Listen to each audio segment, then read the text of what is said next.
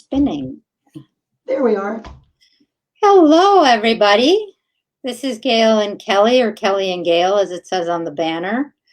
And just a quick announcement is we changed the name of the podcast to All Things Metaphysical, which then cracked me up because All Things Metaphysical comes out to ATM. So I just found that very funny that my spirit team has a huge sense of humor about that.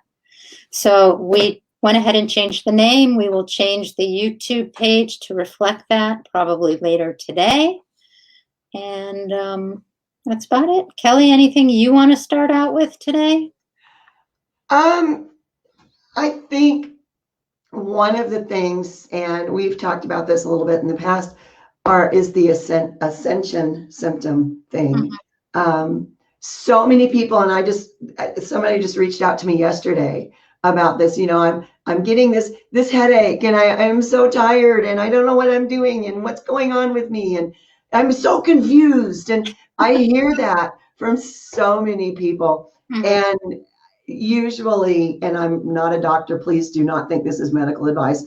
I think a lot of it is ascension symptoms. Mm-hmm. I think as we are going from a denser, heavier 3D into a lighter, more expansive 5D, so many people are kind of caught off guard. Mm-hmm. with what's going on. And this poor woman she just kept saying, I'm so confused. And there's nothing wrong with her. She's mm-hmm. not lost her mind. And I hear that a lot too. But when you start, the further along you go on your path, when you're meditating, you're taking care of yourself, you start noticing little signs. Mm-hmm. And sometimes those little signs become bigger signs. And sometimes, like in this woman's case, she says, somebody's whispering in my ear at night. I went, yay, they're talking to you. That's wonderful. And she did not find it wonderful. She was quite concerned. So I think that's something people need to talk about a little bit more, mm-hmm. because everyone's not getting it. And yet so many people are having mm-hmm. these things happening. So we have a couple people watching live. So if you guys have questions, please feel free to write comments. The other thing I wanted to say about Ascension Sickness too is, one, there's that disoriented feeling that you get. Mm-hmm. You feel like you're walking around in a fog. The other symptom is you're always tired all the time. Yeah. Like no matter how much sleep you get, you're still exhausted all the time. And then third, I think that, sometimes, like for me, as I went up in frequencies, the types of foods I could eat changed. Yeah. Yeah. And I think that most people don't even think about that as a symptom. Right. And then your body can also go through periods of detoxing, and so there's all different kinds of ascension kind of symptoms that happen when we're raising our vibration, when we're connecting, when we're feeling more centered and grounded. So I think it's really important, not to say don't get it checked out by a doctor. Absolutely. Right. Get medical help and get it checked out. But I think the two can go hand in hand. They can. And, one thing, when in back way long time ago, when my ears started ringing, mm-hmm. My first thought was, I'm going deaf, I'm losing my hearing. And I went and had it checked out. And after so many tests, every test they could possibly run, they said, there is nothing wrong with your ears. Mm-hmm. Well, then why are they ringing? And someone jokingly said, well, if they're ringing, maybe you should answer them. And, to me, it was a funny thing to say, but at the same time, something in my head clicked and I went, oh yeah, I wonder why they're ringing. Mm-hmm. What do you want? And then it started the dialogue. But so often we just go into panic mode. There's something wrong with me. And, most likely there's really not anything wrong with you. Growing up, my grandfather had a hearing aid attached to his glasses. And there was this frequency that got admitted, like when there was a short or something needed to be corrected. And it's so funny because whenever I'm going to get a message sometimes or get a download, that's the tone they put in my head. Yeah. That exact frequency from his hearing aids, because we always, when his hearing aids would go off, we would always say Mars calling growing up, because we thought it was the funniest thing. And I'm like, well, there's a little truth to that now. Yeah. I didn't realize that when I was little, but Right. And, like you, this has happened my entire life. So, when I hear people who are just now experiencing some of what I've dealt with my entire life, my first impulse, and it's a horrible thing, is to laugh. It's like, you too. Yay, I'm not alone. But that's they don't really find not comfort helpful. in that. Yeah, really not helpful. Yeah. But I think a lot of people, with the full moon that just passed, and that's a different subject we can talk about too. I think it's really intensified some of these issues for a lot of people. Mm-hmm. Yeah, triple vision. Yeah. I've been there too. Triple vision, blurry vision, seeing things that aren't there. They're seeing things that are not in our current 3D reality, but are existing in multidimensional reality. And headaches. Headaches can be a really big one. Dizziness can be a really big one. Not feeling like you have a sense of equilibrium. Yeah. One of the things that I hear a lot from people that I know, mostly because I do brew beer and I do make wine, and I know a lot of people in those industries. Mm-hmm. And one of the most common things I've heard from people lately is, gee, you know what? All of a sudden I'm bartending and I don't want to drink. Mm-hmm. I don't want a beer. I don't want a glass of wine when I go home. What's going on with me? Maybe I'm coming down with something. Mm-hmm. And it's you're not coming down with something. You're changing, you're shifting, your energy is different. And I know people are always amazed because I like the chemistry part of making beer and making mead and wine. I don't like to drink it. That's the frustrated chemist in me coming out. It's like, ooh, if I add this, it does that, But so many people that I know are all of a sudden, I just can't drink anymore. I just don't want it. I just, can't be around it. Mm-hmm. So it's interesting when a bartender tells you that, but it's happening. So the last comment is, oh yes, the beautiful vertigo. Yes. Yeah, that vertigo is one of the most difficult things to deal with. That just like you feel like you're on a ship, but you're on solid ground and everything is moving. And it's like, I remember I had vertigo so badly once that if I moved my head a quarter of an inch, it was terrible. Yeah. Yeah. So. Visions and seeing in a different plane, a different dimension is probably the thing that happens most to me. That and the ear ringing, mm-hmm. and somebody leaning over my shoulder whispering in my ear. I get that all the time. But I've known a couple of people who had the vertigo so badly they became just not functional, mm-hmm. and that's horrible. But write it out. People say, well, what do I do? Write it out. With things like your vision or things like whispering in your ear or the ringing, I ask, can you please make this a little bit easier for me? And, that's probably the most direct thing to do. But yeah, there are a lot of people right now who are very, very confused about what's going on.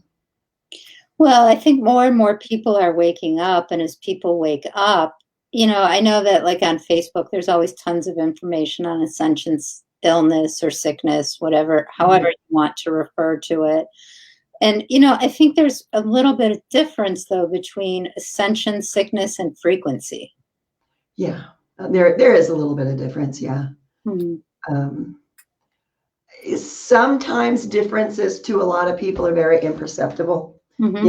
They don't really realize what's going on. But I know I have a recording studio and I play with frequencies all the time. Mm-hmm. I will do, on YouTube, you can find all sorts of things, but you can play a frequency. And then when we have a drum circle, I kind of use them as guinea pigs a little bit. And, what does this do? And if I change it, what happens? So that's a really interesting thing. Yeah, one of our viewers says, I always know when my ears feel like they are underwater and then I get a high-pitched ringing. Downloads are coming. Yep. Yeah. So it's starting to recognize the signs for you, because we each get it a little bit differently. We don't always all get all of the things. So, just starting to pay attention, like if you've noticed that you've been doing a lot of work recently, or you're meditating more, and then all of a sudden you don't start to feel well, or you notice things, chances are that's probably some ascension things as you move higher and higher. And I know for me, one of the first things that came was kind of the multi-dimensional sight. Like I'd be looking out my window and I would see regular reality, and then I would see like civilizations stacked on top of that. Right. I could pick out different civilizations, which was a little unnerving at first. And then one time I had an episode where everything looked like the Matrix with the green lines. I've seen that. And or the wavy lines, and like everything else disappears. So it's just like really being aware of what's going on for you and how you react to it. I want to address another comment that Anita made. She saw someone sitting in her husband's chair, thought it was him, and then found out he wasn't even in the room. That happens to me all the time. And I teach Reiki on weekends, and I can't tell you how many times after a break I have sworn everybody is back in. And then somebody comes walking in like, I just saw you.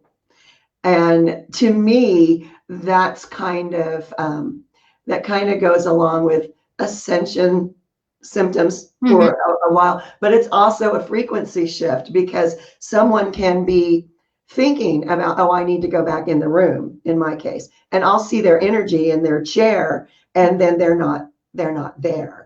And, everybody kind of looks at me like I've, lost my mind completely. Are we supposed to take this woman's class? She's kind of weird. But it does happen. That's, really kind of it's really kind of a symptom, I think, because it is, I've encountered that so often. So yeah, nothing to be afraid of at all. It's usually, in my experience, someone is thinking about being somewhere else, and their energy kind of precedes them there. And if you're very sensitive, you can see that. And it looks just as solid as somebody really sitting there. When I was taking Reiki, and I don't know if I've talked about this with you, my teacher didn't know what to do with me. I'm like, so I think it was the attunement for the third level it was either the second or the third level of Reiki. And I'm like, there's other dimensional beings here with us. Like, as soon as I got the attunement, I could see all of them. Right. And she's like, what are you talking? I'm like, well, there's one over there. There's one over there. This is what they look like. This is, kind of how they're dressed. This is how they're moving. And she kept looking at me like I was not playing with the full deck. That's interesting. I tell my students, you may see different beings, different realms. But yeah, that's really, really interesting.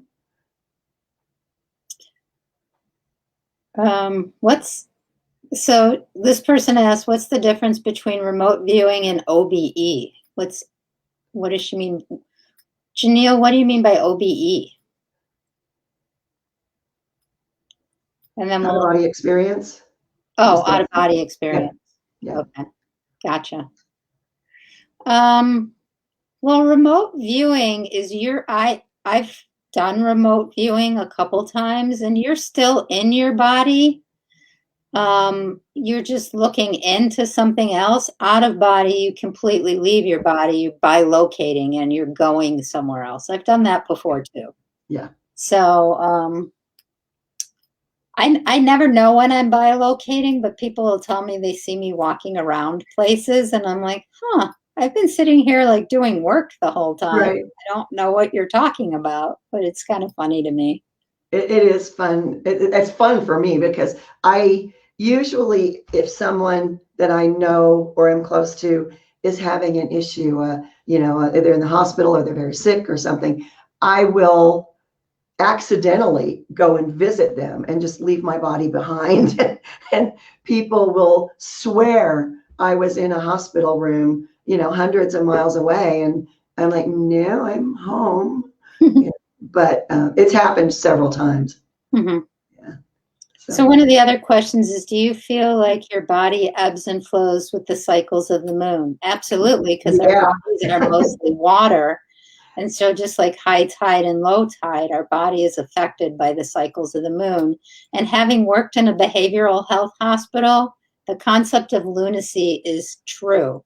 Like Yeah. we would walk in the morning not knowing it was a full moon, and in the first half an hour of being there, we had to go assist lots of patients in the hospital to help manage themselves. And on other days that didn't happen. But on those full moon days, you could set your watch by it.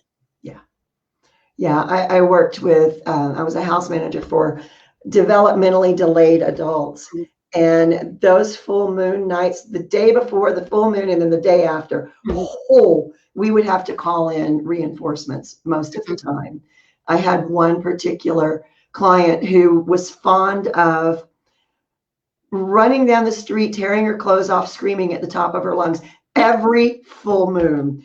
We had, and I lived a distance away, and I would have to drop everything and drive to go get her out of jail because she would be arrested. Finally, they switched my schedule so that I could kind of control her. But yeah. Work on the full moon so she didn't get arrested anymore? Yeah, I had to work every full moon so I could keep her under control. But there for a while, there was like 3 months in a row that it happened, or 3 full moons in a row that it happened. And, I thought it was, hilarious, but, police department frowned on such activity. I can see why. Yeah. It could pose a problem for other people. Yeah. And it was in a neighborhood, with families and children. And yeah, that activity was not condoned. Yeah. But yeah, it was the full moon. One of the things that has come up for a couple of people that I know, with this particular full moon being so close to, the season changing, and I grew up, it was Mabon, it's the autumnal equinox, and that kind of the energy with this one has really affected a lot of people because it's letting go of what no longer serves you, combined with ascension symptoms in a lot of people. And then you've got the full moon energy combined with the equinox, and it's all kind of swirling energy for so many people that I know. And they're just kind of, there's energy bouncing off the walls. What do I do? What do I do? What do I do? And it's something to be mindful of. I hit myself in the face with a shovel this morning, so being mindful.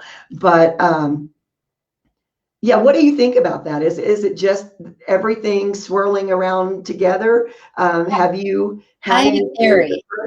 I have a theory that this full moon was different because it's ushering in the last kind of 3 to 4 months of the year, which is going to be a huge juxtaposition from the first few months of the year. So I think that the energy shift around this full moon,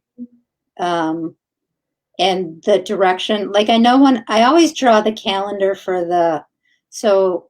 actually I drew it already. So in like July or August, I draw the calendar and the 12 images that are going to be in the calendar. And the images for September, October, November, and December for 2022 and 2021 were very different than the rest of the year. And that's been my experience the last couple of years, is that we're shifting into the time where we're going to be more introspective because the weather's going to change and things like that. For some of us, not for all of us, but for some of us, it's going to be winter. We're going to have snow. We're going to be more indoors and things like that, which I think is causing some panic for people based on COVID. Yeah. So, I think everything is connected. I haven't thought about that till now, but the fact that we're going to be in our houses more, I think, is bringing up some trauma. Right. As a society of basically being locked in our houses for months and months and months. So I think there's a lot of that coming up, and I think it's really important to be aware of it. Yeah. Well, yeah, and that's the thing, is to be aware of what comes up for each of us. Right. And there are different things coming up with different people. Similarities and differences with the spring equinox is someone. In the spring, you are, well, I was taught you're springing forward. You're beginning a growth cycle. If you're in the northern hemisphere anyway. And with the autumnal equinox, it's the end of harvest season. I live in a very rural area. Everybody here has harvested everything there is to harvest by now. And so you're preparing to go inside. You're preparing for leaving religion out of it. You're preparing for the dark times. You're preparing for the hibernating. The hibernating. Yes, for hibernating. There are so many different cultures and different viewpoints about this part of the year. And for some reason, you never hear people make such a big deal about the spring equinox. I think that's because they're tired of dark. They're tired of snow. They're tired of cold. And when the spring equinox comes, everybody's like, yay, go outside, be happy. And this time, because of the full moon effects on it, I think a lot of people are maybe a little bit more, and the right word's not really emotional, but people are feeling it a lot more, at least where I am. And it's just, preparation, letting go of things. It's a change, and it's a change going into a dark period of the year where you can kind of sit and be calm and drink some tea and have some soup and figure out where you want to go. A lot of times in the autumn, we're figuring out, well, the holidays are coming. How do we want to handle that? Are we prepared for winter? Do we have, what we need to get through the winter? And where I am, that's usually, make sure your propane tank is full and all this kind of stuff. But yeah, I don't know why people don't make as big a deal about the spring equinox, other than they're finally happy to see the sun again. Well, I always thought it was interesting. Like, if you just look at how holidays fall in the United States, there's a lot of holidays in the fall. And then you go through a period where there aren't really any from like January 1st till March. Right. So I'm like, you get no time off of work. You're used to having these schedules where, you like with Christmas, with, Thanksgiving, with New Year's, usually get a day off of work for some people. I never did as a therapist, but for a lot of people, you get a day off. And then you have this period from January to like the beginning of March where there's no holidays, there's no time off. We've had Labor Day, we've had Memorial Day, so there's all these holidays that take place. And then you go into this period where there's nothing for like 2 months. Right. I've always thought about that. I've always thought that was interesting. Yeah, there's a lot of reasons for where the holidays are, and depending on how you look at it, maybe they're in the wrong place. I don't know, but that's the thing about going into this time of year. I think it's all about celebrating your harvest, where you've been, the work you've done. Even on yourself, the work you've done on yourself, your practices for the, so far this year, and continuing those through the dark times. They're not really dark, but and you're right. How I would like to see some numbers about, the holidays are always where people talk about depression.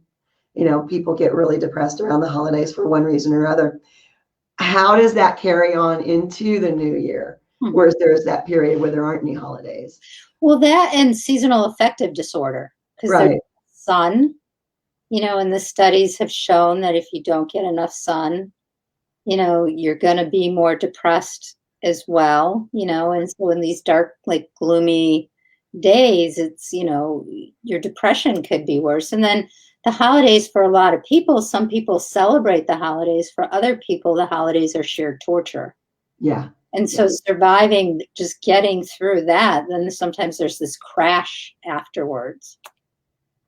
Yeah. So, I mean, I think it all makes sense when you look at the big picture of it. Right. Why January, February are so difficult, but it's just always been interesting to me. That is interesting. That is very interesting. Yeah. I always look at things from a weird angle. So welcome to my world. Yeah. Well, and for me in the fall, because my birthday's in November, like I always go through a huge transformation in September and October anyway, because I like my birthday to me like is more important than New Year's. Like to me, that's the transformational date, so I like do the work that I didn't get through the rest of the year before my birthday hits again. So, I mean, for me, the fall has always been a time of like introspection and what do I want different and what do I want to make different? What have I learned over the year? What haven't I learned? And most people do that like in December for New Year, New Year's, but I always do it around my birthday. I do it around my birthday too. But for most of my life, my birthday was the thing I celebrated. Mm-hmm. It's, Thanksgiving, Christmas, whatever. I don't care, but my birthday, I actually changed the calendar one year where instead of saying October, it said K-tober.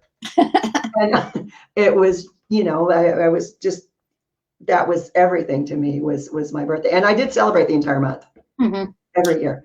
I've gotten out of that. Those birthdays where it just goes on and on and on. Like this is the song that never ends. I had the birthday that never ended. Like this group of friends wanted to do something. This group of friends wanted to do something. This group of friends wanted to do something. And as a lot of people know, I'm allergic to a lot of foods and stuff. So one year I went to a restaurant with friends. They literally brought me a candle on the plate. Like, this is not funny.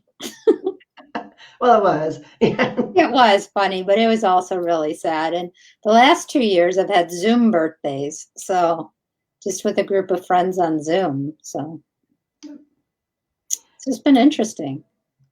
It has. And this is a big birthday for me. So, everybody's, well, what are you going to do? What are you gonna, nothing. I am doing absolutely nothing. It's just, this is the year I chose to do nothing. So when is your actual birthday? So we all know when to celebrate. Oh, October 10th. October 10/10. And I was born at 10:10 in the morning. Wow, that's cool. So it's, it's my 60th this year. And everybody's like, well, it's such a big birthday. You should do something huge. No, I don't want to. I will, do nothing. I always thought the end of a decade was harder than the beginning of a decade. So the ninth year for me in all the decades has been harder because it's like I'm leaving something behind versus going into something. Right.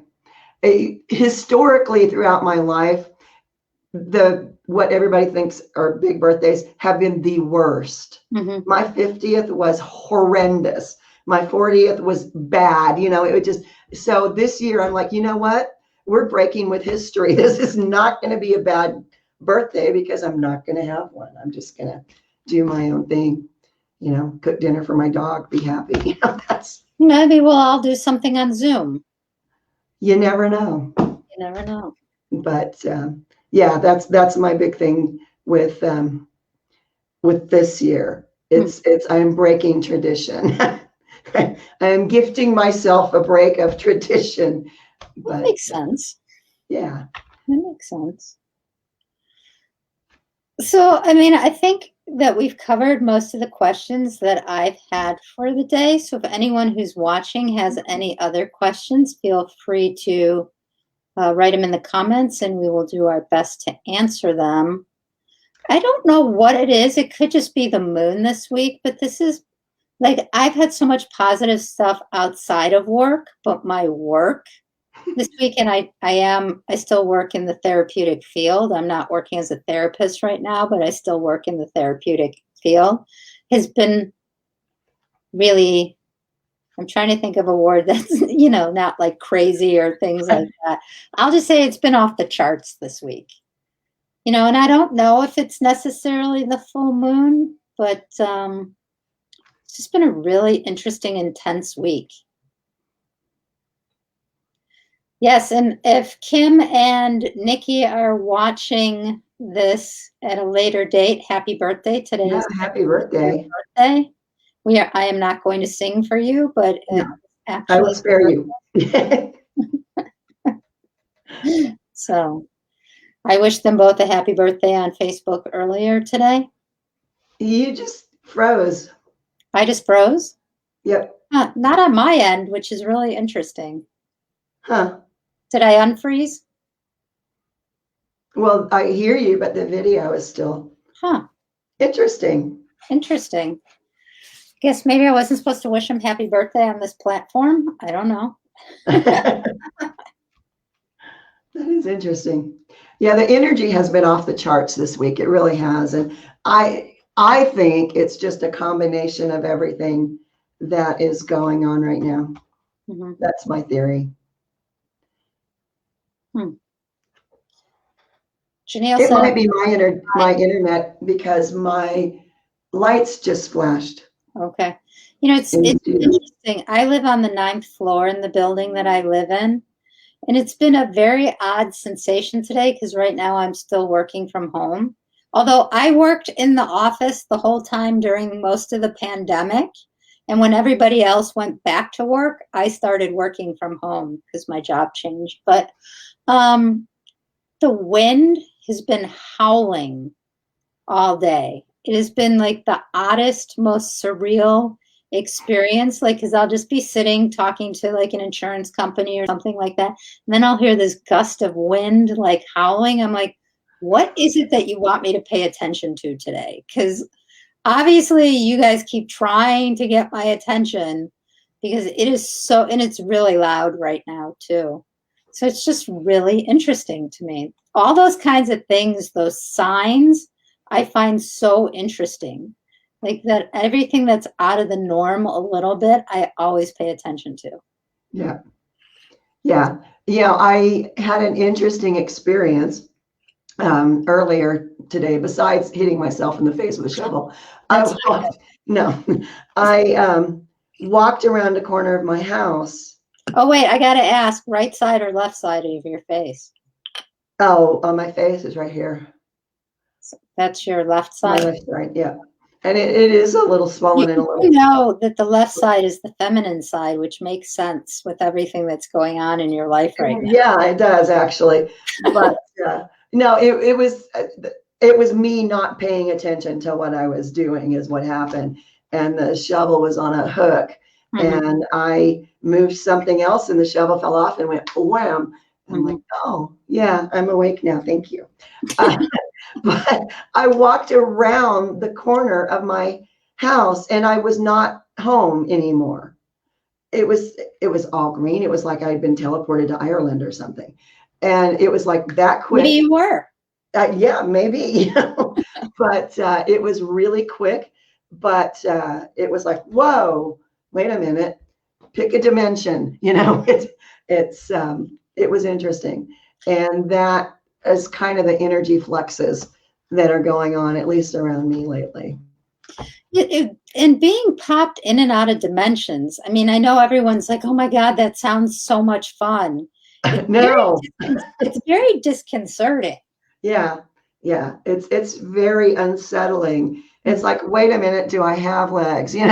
But there's so much energy swirling around that even literally, driving. I hear it. Yeah.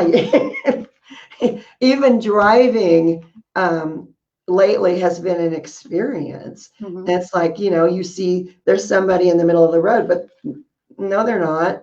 there's not a road where they are. So it's like driving, and you're driving through different dimensions lately. Speaking of driving, most people who know me know I have a lead foot. I like to go fast.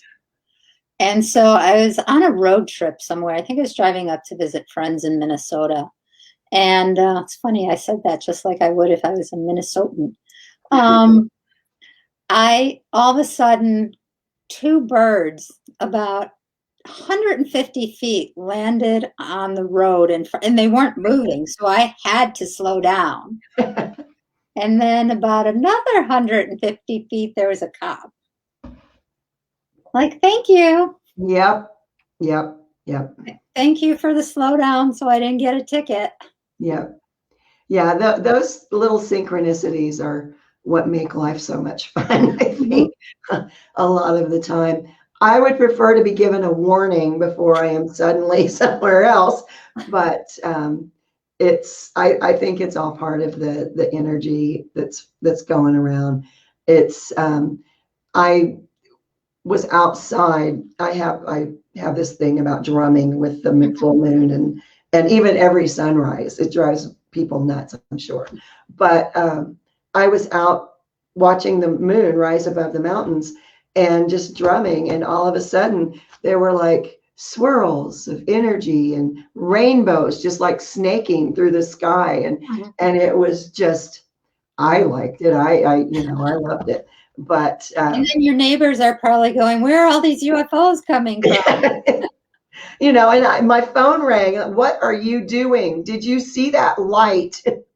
Like, I did. Wasn't me. Sorry. I did not do that. But yeah, it's just interesting energy, I think, lately. Very intense.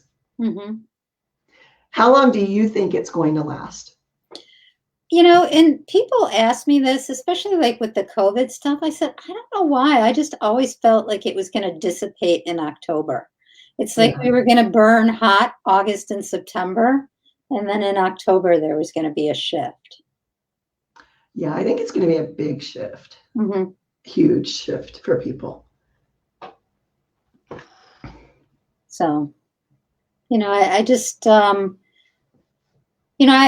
people have explained astrology to me all the time. I have a friend that does Vedic astrology.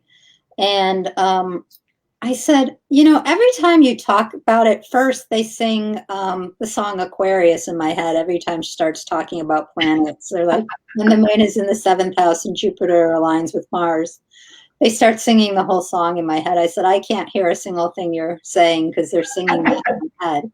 But then one time I saw her in person and she had her computer, so she showed it to me, and I'm like, that's what I've always seen. It's on levels and dimensions and things like that. I said, I could explain everything you're saying. So astrology, people explain it to me all the time. The same with tarot cards. People have explained tarot cards to me ad nauseum. I still can't read them. It still just doesn't make sense to me.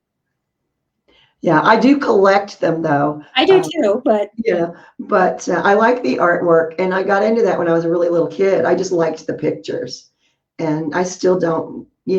I can sit there with a guidebook and use them, but as far as doing a read, no.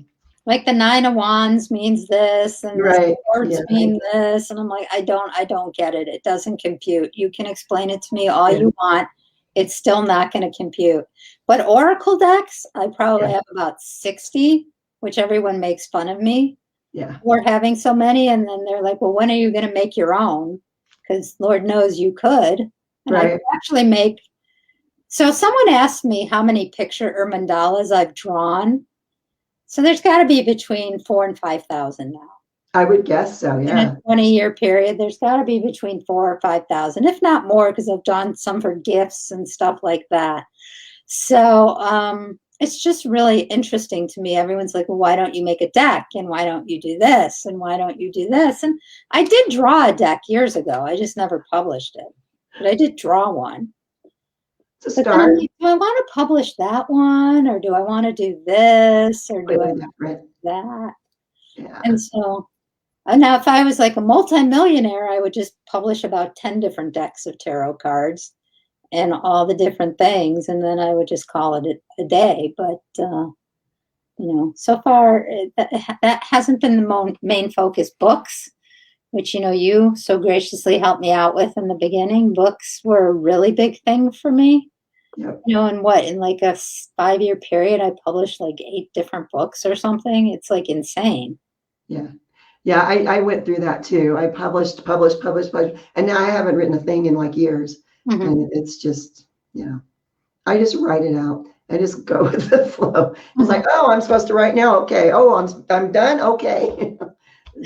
So someone said, I'd use your deck. Yeah, lots of people tell me that. So the deck that I did draw, which would probably be it's not the pictures that I'm having a trouble with. It's the words that go with the pictures. So I don't even know if I would put words with it. I think I would just let people intuit the pictures. But I drew, it was a chakra deck. So I drew 7 images for each chakra. And then there was like 3 extra images. I think like source images, if memory serves correct. So it was pretty cool. But then I'm like, I could do an angel deck, and I could do a crystal deck, and I could do Ascended Masters deck, or an Ascended Masters. I could do a dolphin deck. I could do I have enough pictures. I could do a healing deck. I could do That would be a good one for you, though. Yeah. Yeah. A healing deck. Yeah, probably if I looked back, so I started drawing in 2000. I probably have over 100 healing pictures. I would do it if I were you. That one, yeah. Well, I know that last year in the 2020 Great Awakening of 2020, a mandalic journey, I know there's at least 20 some healing pictures in that book. So there's 20 right there. And I know I've drawn some this year already. And then there's multi-dimensional healing pictures, and my head starts like swimming when I start thinking about it. So yeah. Intuitives don't need words anyway. Yes, but people who aren't as far along on the path like words in books. Yeah, they do tend to like words. Or at least a name. Most of the pictures are named. My spirit team does name most of them. Sometimes they'll just say blue or orange, but for the most part, most of my pictures have names, which always amazes me as to what they're called. That's very nice of them to give you that information. Well, and sometimes when it's a series of pictures, it'll just be like Compassion 1, 2, and 3 or something like that. Yeah. Or Lionsgate 1, 2, and 3. But most of the time, they each have their own individual name. Maybe we should talk about mandalas next week. That would be fun. That would be fun. Mm-hmm. Yep. We could do a little meditation and see what symbol pops in for everybody. Yeah, I've seen lots of diamonds lately. Like, usually my orbs are round orbs. Lately, I've had diamond orbs. I've had orbs that look like feathers floating down. Yeah. So that's been fun. Yeah. And I don't look over my head while we're doing this, so I don't know if there's been any orbs that have showed up today, but usually when I'm doing channeling type stuff, they're all swimming over my head. Yeah.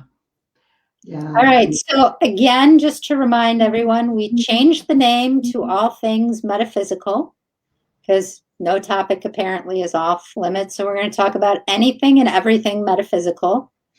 And I think that we've wrapped up another episode. Yeah.